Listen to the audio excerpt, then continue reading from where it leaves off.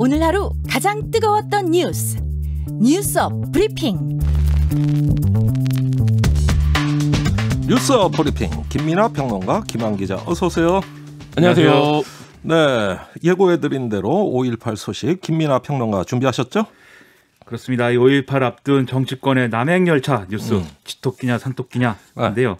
정치권이 일제히 광주행을 하고 있는데 특히 대권자들 행보에 관심이 쏠리고 있죠. 이재명 경기도지사의 경우에는 오늘 전북을 찾아서 송화진 전북도지사랑 뭐 자동차 대체 인증 부품 활성화를 위한 업무 협약 이런 걸 체결하고 경기도랑 전북 양 지자체가 잘해보자 이런 약속을 하기도 했고 5.18 이제 기념식에도 간다 이런 건데 나머지 대권자들에게도 굉장히 많은 관심이 또 쏠리고 있습니다. 아예 떡번 김에 제사 지내겠다는 투예요? 떡번 김에 5.18이기 때문에 그런데 지금 올해 5.18만큼 이렇게 광주가 주목받는 때가 또 있었을까 싶을 정도로 모든 여야 정치권들이 막 직결하는 양상이에요. 자, 한 명씩 그 대권 주자 행보 살펴보겠습니다. 이낙연 전 대표가 전직 대통령 사면 요구 그 연초에 한 거 그거 다시 사과했다고요? 걷어들인 거죠? 그렇죠. 이낙연 전 대표가 어제 광주에서 기자회견을 열고 이제 입장 표명을 했는데 대한민국이 미래로 나아가려면 국민 갈등을 완화해야 한다. 이런 생각에서 사면을 얘기를 했는데 이게 국민의 뜻과 촛불 정신을 충분히 헤아리지 못했다. 그러니까 잘못을 사과드린다. 그다음에 좀 성찰도 했고 많이 깨우쳤다. 앞으로는 국민의 뜻을 살피는 데 소홀함이 없도록 하겠다라고 얘기를 해서 처음으로 이제 사과를 이제 직접적으로 이걸로 이제 사면론은 본인은 걷어들인 겁니다. 그렇죠. 본인이 직접적으로 사과를 한 것이고요. 앞둔 성찰을 계속했다라고 했는데 이 사건을 기점으로 해서 지지율이 굉장히 많이 떨어졌기 때문에 이 발언 이후에 그렇죠. 알겠습니다. 이제 뒤에 얘기하겠지만 호남에서의 지지율도 사실은 이낙연 전 대표가 그 전에 총선 국면 이런 때는 사실 민생당 이런 정당의 경우에는 이낙연 대통령 이거 걸고 선거운동할 정도로 인기가 좋았는데 이 사면론 이후에 사실은 굉장히 많이 꺾였거든요. 호남 지역에서 여론이. 그런 거 반영해서 이제 한 얘기다 이렇게 봐야 될 것 같고요. 본인이 아주 뭐 종아리를 맞았네요. 자창해서. 또 하나 이제 아젠다를 던진 게 개헌입니다. 그래서 이렇게 얘기를 했는데요. 5.18 이후 7년의 기다림 끝에 직선제 개헌 등의 정치적 민주주의가 이제 제도화됐던 건데 이제는 사회경제적 민주주의를 제도화하기 위해서 개헌에 나서야 된다 이렇게 강조를 했습니다. 그래서 헌법에 국민의 생명권, 안전권, 주거권을 이제 규정하는 조항을 신설을 하고 그 외에 뭐 환경권, 노동권, 교육권 확대, 강화 이런 내용을 포함시키고 토지 공개념이라든가 국가 균형 발전 이런 것들도 구체화하자 이런 제안인데요. 좀 이제 관심이 좀 쏠린 건 이른바 이제 개헌이라고 하면은 반드시 이제 좀 연상하게 되는 게 권력구조 개편 아니겠습니까? 이 대목에 대해서는 얘기를 안 했거든요. 주로 그래서 경제, 그렇습니다. 민생이네요. 그렇죠. 그래서 결국 이게 어떤 개혁 아젠다 이런 것들을 개헌이라는 어떤 이런 아젠다랑 연결시켜서 이 핵심 이 정권 초기에도 사실은 개헌을 추진하다가 좀 안 된 사례가 있지 않습니까? 그런 연결고리들을 찾아가려는 그런 이제 과정이 아니겠느냐라는 해석이 나오고 있습니다. 거기서 용어가 사회경제적 민주주의라는 용어가 튀어나왔는데 제안도 뭐 개헌 논의가 필요하다라는 점에는 동의할 수 있는데 본인이 굉장히 이제 지지율 1을 달릴 때 했으면 정책 의미가 훨씬 있었을 텐데 지금 이제 좀 약세 주자가 된 상황이라서 큰 반향을 일으키고 있는 것 같지는 않습니다. 본인이 개헌론의 동력을 가지고 있었으면 또 이제 진도가 쭉 나갈 텐데 다른 주자들이 사실 이거 거들어줘야지 동력이 생길 그런 문제인데다가 거들기 시작하면 아까 말씀드린 대로 권력구조 개편 얘기를 안 했다고 말씀드렸는데 반드시 하게 됩니다. 내각제냐 뭐 4년 중임제냐 이거 반드시 얘기하게 되기 때문에 얘기가 산으로 갈 거거든요. 이 개헌 카드가 살아나겠는가 조금 좀 의문인 것이죠. 자, 정치 분야의 개헌의 내용이 없는 거는 이미 민주당이 개헌안을 내놨기 때문에 표결까지 붙였는데 무산됐잖아요. 이미 국회엔 제출돼서 무산된 거거든요. 그게 살아있어서 그런 거 아닌가 하는 생각도 좀 들어요. 그 정세균 전 총리 역시 호남 지역 행보 눈에 띄죠? 지난 12일부터 15일까지 3박 4일 동안 고향인 진안이 있는 전북 지역 쭉 이제 좀 돌았고 16, 17일에는 전남 여수하고 순천을 방문을 했고요. 내일 이제 광주 5.18 기념식에 참석을 하는데 여기서 국민묘지 참배한 이후에 계속 이제 호남 일정을 이제 좀 소화하다가 23일에는 경남 봉화마을에서 열리는 노무현 대통령 12주기 추도식에 참석할 계획이다라는 겁니다. 많이 보도가 된 게 전북도의회에서 이제 가진 기자간담회에서의 발언인데 자신의 어떤 지금 처지에 대해서 저평가 오량주에서 고평가 오량주로 전환되는 과정에 있다. 제대로 평가받는 시기가 오고 있는 만큼 인내심을 가지고 지켜봐달라 이렇게 얘기를 했는데 지금은 비록 지지율이 낮지만 곧 오를 거다 이런 얘기 아니겠습니까? 근데 하나 지적하고 싶은 거는 고평가라는 것은 주식시장에서 자기 원래 가치보다 과대평가됐다는 걸 얘기하거든요. 그래서 이거는 조금 이제 워딩 선택이 잘못된 것이 아닌가. 네, 좀 우려가 되네요. 장관을 지었는데 저평가 우량주에서 대장주가 되고 있다 이렇게 얘기를 해야 되는데. 주식 투자 좀 하시나 봐요. 아니 뭐 대장주 정도는 상식으로. 그래요? 주식 투자, 부동산 투자에 좀 도 같은 그런 기자로 알고 있습니다. 예. 자, 이 두 사람의 그 노림수 어떤 행보로 계산이 보입니까? 이게 실질적으로 대선 후보 경선은 이미 뭐 시작된 그런 분위기인 거죠. 그래서 이 지금 여당의 집토끼 양대축인 호남 여론부터 이제 다지기 시작한 거죠. 네. 그리고 최근 여론조사를 앞서서 잠깐 설명해 드렸는데 종합을 해보면 이 호남 지역에서의 지지율이 이재명 지사가 지금 제일 높습니다. 네. 그리고 그 다음이 이낙연 전 대표, 정세균 전 총리 순인 건데 이 정세균 전 총리가 제일 낮은 상황이에요. 예. 그러다 보니까 정세균 전 총리도 지금 좀 드라이브를 거는 모양새인 게 오늘 페이스북을 통해서 이렇게 글을 남겼습니다. 광주 항쟁 41년이 지났는데도 무소불위의 특권 계급 검찰과 수구 언론이 한통속이다. 어허. 오늘부터 광주에서 봉합까지 검찰개혁, 언론개혁, 민주주의 대장정을 시작하겠다. 예. 즉 이게 앞서 말씀드린 이제 집토끼의 양대축, 호남하고 친문 주류 이 양쪽을 엮어서 이낙연 전 대표부터 제쳐보겠다. 이런 전략으로 지금 비춰지고 있는 거죠. 예. 그러니까 정세균 전 총리가 보기에는 그 이낙연 전 대표가 너무 고평가된 보통주. 그러니까 그거부터 제끼자 이 얘기 같아요. 근데 그 가격이 폭락을 했다 이겁니다. 폭락을 하고 있지만 예. 아직도 이제 정세균 전 총리가 그 밑에 있는 거죠. 네. 저평가입니다. 알겠습니다. 어쨌든 우량주인지는 뭐 확인해 봐야 되겠지만. 예. 네. 그런데 한꺼번에 튀어오르지 뭐 한 명 한 명 제끼는데 그 되겠어요. 그 대선 정치는 그렇게 되는 게 아닌데. 한 명 갑자기 오르려면 이제 작전 세력이 있어야 되는데 예. 그 작전 세력이 누가 될 것이냐. 그러니까 예를 들면 정세균 후보 같은 경우에는 언젠가 나의 시간이 온다 이런 얘기도 했는데 예. 과연 이제 지금 이제 요 전력에서 읽히는 것처럼 전세균 전 총리를 뒷받침해 줄 수 있는 세력이 누구냐 이 부분이 아직 조금 불분명한 측면인데 그거를 얘기한 대로 이제 호남과 친문을 내가 모두 가져갈 수 있다 이런 이제 자신감을 보이는 것으로 보입니다. 알겠습니다. 여권 그 대선 주자 광주 소식은 이 정도로 하고요. 그 윤석열 전 검찰총장이 5.18 메시지를 냈다는 거예요. 그렇죠. 언론에 보낸 메시지다 이렇게 해서 보도가 많이 됐는데 예. 5.18은 41년 전에 끝난 게 아니고 현재도 진행 중인 살아있는 역사이다. 예. 자유민주주의 헌법 정신이 우리 국민들 가슴속에 활활 타오르고 있음을 증명하는 것이다. 예. 이렇게 평을 했다고 하고요. 그리고 이 5.18에 대해서 어떤 형태의 독재와 전체주의든지 이에 대한 강력한 거부와 저항을 명령하는 그런 사건이다. 역사의 교훈을 되새겨서 어떤 독재에도 분연히 맞서야 된다. 그리고 이 독재와 전체주의에 대항하는 게 자유민주주의다. 예. 이렇게 강조를 했다고 합니다. 자꾸 독재와 전체주의를 거론을 하니까 예. 지금 누구 얘기하는 거냐 이렇게 지금 어허. 좀 분위기가 좀 그런 얘기도 있는데요. 예. 누구 얘기하는 거냐에 약간 단서를 남겨놓은 게 조선일보와 보도에 나온 또 발언이에요. 예. 그러니까 윤석열 전 총장이 기자들이 전화를 하면은 본인이 얘기하고 싶은 주제에 대해서는 막 거침없이 또 얘기를 하는 거죠. 네. 그러니까 조선일보 보도에서 뭐라고 나와 있냐면 이런 대목들이 있습니다. 남북관계라는 특수성을 고려하더라도 우리가 보편적 인권 정신에 입각을 해야 된다. 예. 즉 유엔 북한 인권 결의에 이름을 빼서는 안 된다. 기권하면 안 된다. 찬성표결을 해야 된다는 얘기겠죠. 어허. 그리고 미얀마 사태에 대해서도 강력한 규탄을 해야 하지만 지금 안 하고 있다. 예. 현 정부는 헌법의 자유민주주의에서 자유를 빼려고 했다. 예. 즉 이 독재와 전체주의는 지금 정권을 얘기하는 거냐 예. 이렇게 의문을 가질 수 있는 이런 대목인 겁니다. 아, 본인을 보편주의자라고 이렇게 생각하시는 것 같아요. 자유민주주의의 그게 다 수호자예요. 통해야 되는데 좋습니다.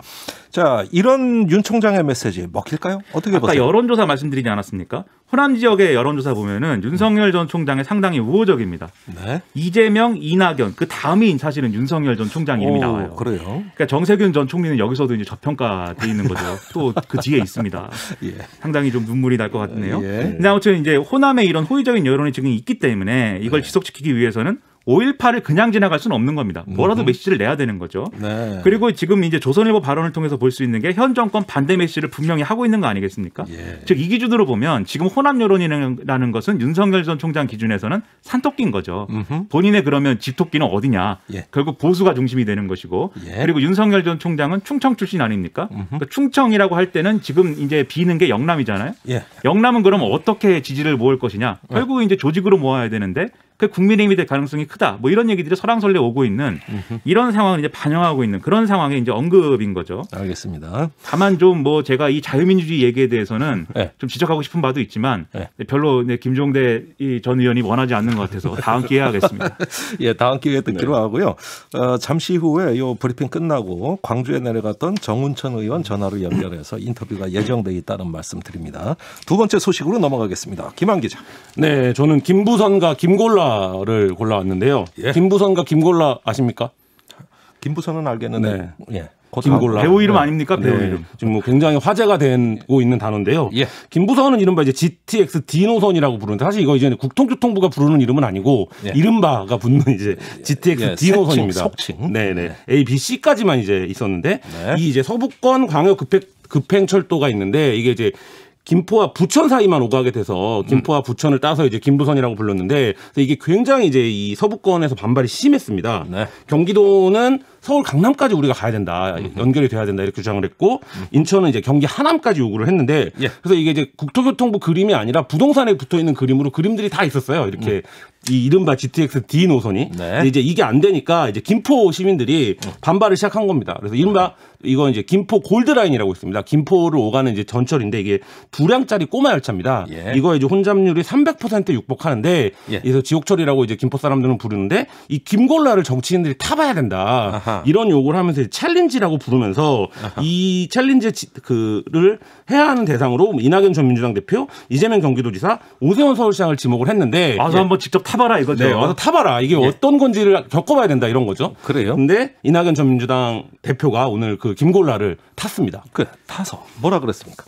타 보니까 이건 뭐 정의에 부합하지 않는다 이런 발언이 나왔어요. 그게 사진만 봐도 그 답답함이 예. 느껴지는 게 예. 지금 이제 그 혼잡률이 거의 300% 육박한다고 얘기를 했잖아요. 예. 이게 그럴 수밖에 없는 게 이 김포 골드라인이라는 이 전철이 예. 2량짜리입니다. 2량짜리고 역도 플랫폼이 그 2량짜리에 맞춰 설계가 돼 있고 예. 그러다 보니까 플랫폼이 또 짧지 않습니까? 사람들이 출퇴근 시간 되면은 에스컬레이터까지 쭉 줄 서야 됩니다. 예. 그걸 겪으니 당연히 이낙연 전 대표인들 견딜 수가 있겠습니까? 그래서 이제 이낙연 대표가 풍무역에서 시민들에게 갇히는 일이 벌어졌어요.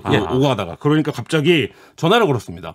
누구에게 걸었냐? 예. 노영우 국교통부 장관에게 전화를 걸었습니다. 국토교통부 바로 장관한테. 현장에서. 그래서 이거 저는 굉장히 센 워딩, 그러니까 현장의 어떤 분노가 느껴지는 워딩인데 뭐라 그랬냐면 예. 이 문제를 너무 쉽게 생각하지 말아라. 이렇게 아하. 얘기를 하면서 뭐라고 설명을 했나 봐요. 교통부 장관이. 예. 그러니까 그런 방식으로는 안 된다라고 얘기를 하면서 4차 국가철도망 계획에 시간이 걸린다는데 그것에 인색할 필요가 있냐. 예. 시간이 가면 더 혼잡해진다. 여기 사람이 더 많아지니까 당연히. 네. 이렇게 얘기를 하면서 현장에서 이제 강하게 국토교통부에 요구한 게 오늘 화제가 됐습니다.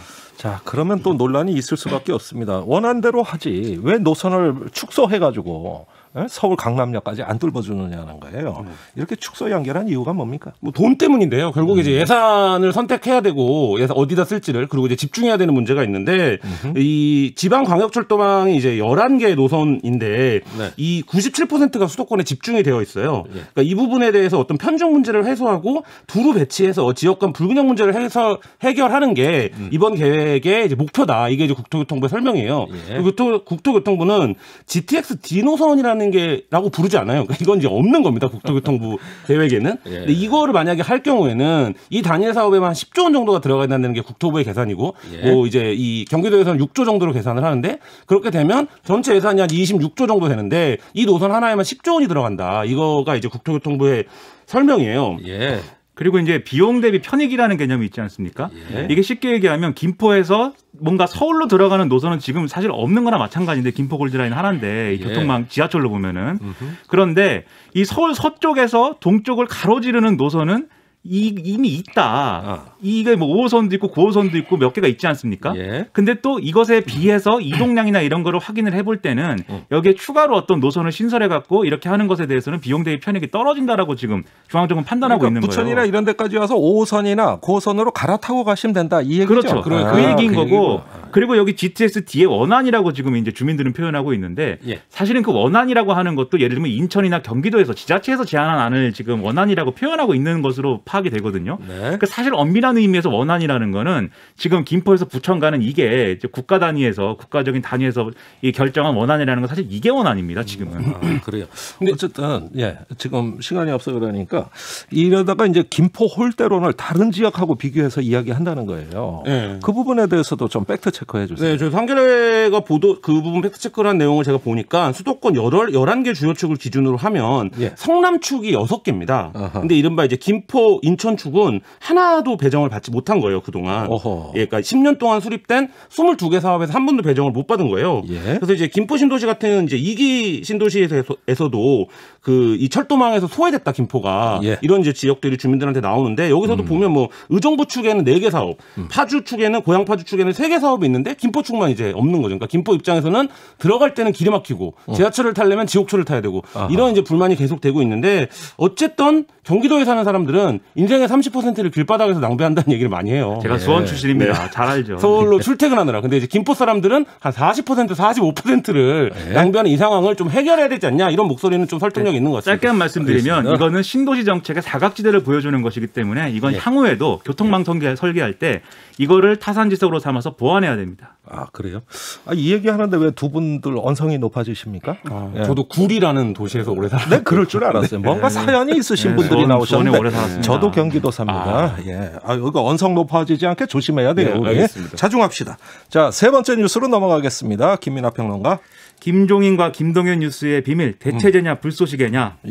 입니다. 그 참 희한하네. 김종인 위원장이 갑자기 김동연 전 부총리 얘기 왜 꺼낸 겁니까? 이제 김종인 전 비대위원장이 주목해야 될 차기 대선 주자로 김동연 전 경제부총리를 꼽았다 이런 보도인데 이게 오늘 보도된 이데일리와의 인터뷰에서 나온 얘기였거든요. 나름대로 김동연 전 부총리가 준비를 많이 하고 있다. 경제 대통령 얘기 이런 것과 함께 대선 주자로 뜰 수 있다. 이런 얘기를 하면서 이 김동연 전 부총리는 흑수저에서 시작해서 드라마틱한 스토리가 있는 인물이기 때문에 상당히 주목을 받을 거다라고 김종인 전 비대위원장이 얘기를 했다는 거죠. 드라마틱한 스토리. 그거 재밌네요. 그건 뭡니까? 이게 김동연 전 부총리가 실제 좀 드라마틱한 삶을 살았습니다. 그러니까 어렸을 때는 굉장히 가난한 집에서 자랐어요. 그래서 청계천 판자촌에서 유년 시절을 보냈다. 그리고 이 덕수상고를 졸업을 했습니다. 대학을 졸업하지 않은 상태에서 덕수상고만 졸업하고 한국신탁은행, 지금의 이제 하나은행에 입사를 해서 은행원을 하고 있었는데 여기서 끝나지 않았어요. 야간대학을 다녔거든요. 이 야간대학도 우리가 아는 그 유수의 그런 명문대가 아니었습니다. 그런데 행시에 합격을 했습니다. 그리고 그 들어가기 어렵다는 경제기획원의 사무관으로 이제 들어간 거예요. 근데 경제기획원 사람들이 다들 이제 명문대 출신이고 하니까 콧대가 높죠. 거기서 무시를 당하면서 관료 생활을 계속한 끝에 결국은 경제부총리까지 올라갔다. 이게 이제 대단한 스토리다. 김종인 전 비대위원장 이렇게 보고 있는 거죠. 거기에다 이분 충북분이더라고요. 그렇죠. 충청권 대망론에 또 편승할 수 있는 그렇습니다. 이런 기질도 갖고 있어요. 요새 뉴스에서 보면 물어보니까 내가 대답은 한다. 이 스탠스로 얘기하시는 두 분이 계신데 제가 볼 때 김종인 전 비대위원장이랑 윤석열 전 검찰총장인데 이 두 분의 또 특징이 뭐냐면 자기가 인터뷰하는 매체의 입맛에 맞는 얘기를 하고 그게 또 사실인지 아닌지는 이 어떤 맥락에서 그 얘기를 했는지 또 확인이 안 된다는 공통점이 있습니다. 한겨레 울분인가요? 네. 한겨레랑 김종인 비대위원장 크게 한번 인터뷰 했었습니다. 크게 한번 인터뷰했죠. 어쨌든 인터뷰는 크게 해야 됩니다. 자, 이런 김동연 대망론 이거 현실성 있는 얘기입니까? 지금 김동연 전 부총리에 대해서 제가 평가를 하자면 스토리도 있고 컨텐츠도 있습니다. 본인 의지도 매우 충만합니다. 근데 대중의 호응이 없습니다. 지역 돌아다닌 지 몇 년 됐거든요. 호응이 없습니다. 그리고 윤석열 전 총장의 지금 자명이 길어지고 있기 때문에 이게 상대적으로 김종인 전 비대위원장 발언으로 주목을 받을 수 있는 그런 환경이 조성된 측면은 있지만 이게 결과적으로 그러면 윤석열 전 총장에 대한 관심이 김동연 전 부총리로 옮겨가는 그림이 만들어지는 거냐 아니면 윤석열 전 총장이 나올 때까지 김동연 전 부총리가 일종의 불쏘시개로 이 잔불을 이어나가는 역할을 하는 거냐 둘 중에 뭐가 더 가능성이 높을 거냐 이걸 생각해 봐야 되거든요. 근데 김종인 전 비대위원장도 대선 구도는 1대1일 거다 이렇게 얘기하고 있는데 그 1이 김동연 전 부총리겠는가 저는 상당히 가능성이 지금은 희박하지 않겠는가 이렇게 생각을 합니다. 김종인 전 위원장의 말 한마디에 정치 구도가 출렁출렁합니다. 뉴스업 브리핑 오늘 여기까지 듣죠. 두 분 수고 많았어요. 고맙습니다. 감사합니다.